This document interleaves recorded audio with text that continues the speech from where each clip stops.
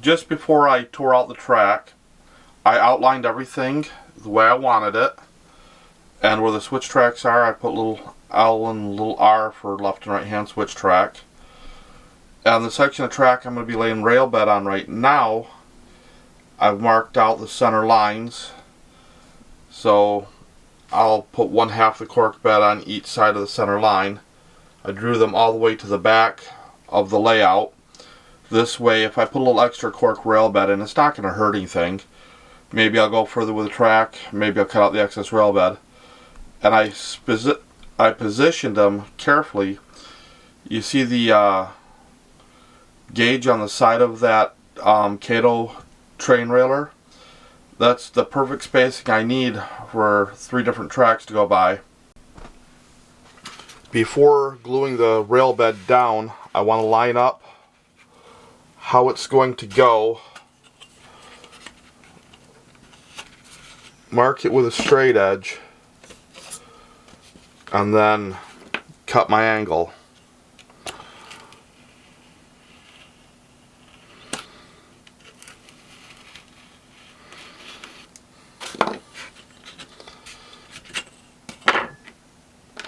This way, when I glue it down, it'll fit as close to perfect as possible. If there's a little gap here, that's not going to matter. It's going to be filled with ballast when I ballast the track. Alright, I'm just using standard white glue. I hope if I open the tube. Nothing special here.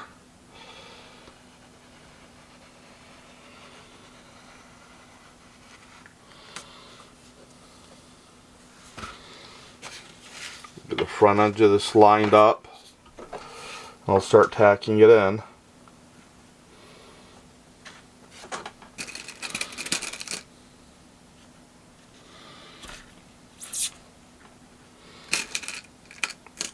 I'm just being careful to line up the rail bed with that center line that I have already drawn.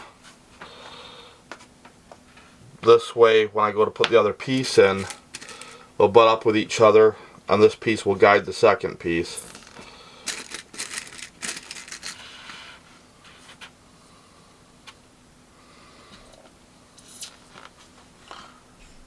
At this point, I just use my finger to clean up any squeeze out, and then wait for it to dry. I'll do the next section after this is dried. I just like to do it one section at a time. Nothing saying you can't get more pins and do more sections at once than I do. Just a matter of getting her done. I like to take my time with it, be patient, relax, and enjoy the whole process. Every now and then I'll find a spot that don't hold right. I'll just put another tack in. So when the glue is just about dry, I put a finger on each side of the tack and I pull it out. This way I don't rip the rail bed up as I do it. And if I pull these out just before the glue dries, I don't actually glue these into place, and that makes it a lot easier to remove them. Okay, I hope this stays in focus. It's kind of hard. I take the razor, cut through here like this, just on the first 2 ties. A little hard to do and watch the camera or monitor at the same time. Sorry about that. After cutting through those 2 ties like that, I can slide the rail joiner on, which will allow me to join this into the next set of track. Okay, I cut just underneath the flex track so I can get the rail joiners on. And just push them in position, straighten out the ties. That way I don't have to cut out extra ties and figure out how to put them back on later. Just get it all done in one shot. And it don't look half bad. I want to install magnets here, here, and here for magnetic uncoupling. Let's zoom in on one spot here real quick.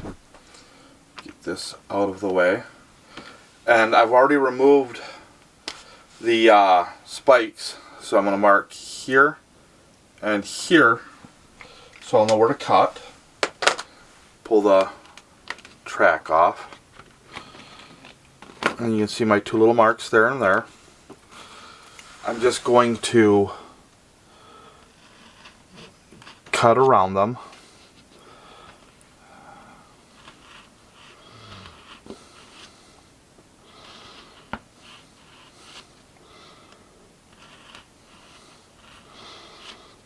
Now for the fun part, digging this stuff out. Trying to keep out of the way of the camera so you can see what I'm doing. Square the hole up a little bit. Compare it with the size of the magnets. Top to bottom it's good, front to back it's bad, so I'll make the hole a little bigger.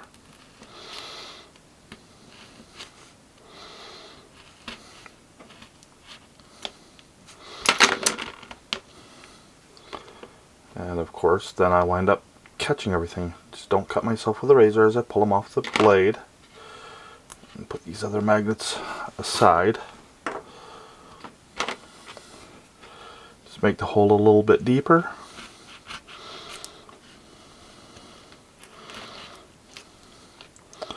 Pry this material out. Test fit my magnets in the hole. There you go. All I have to do is relay the rail bed over the magnets and put the rail spikes back in. And that's how I install the hidden magnetic uncouplers.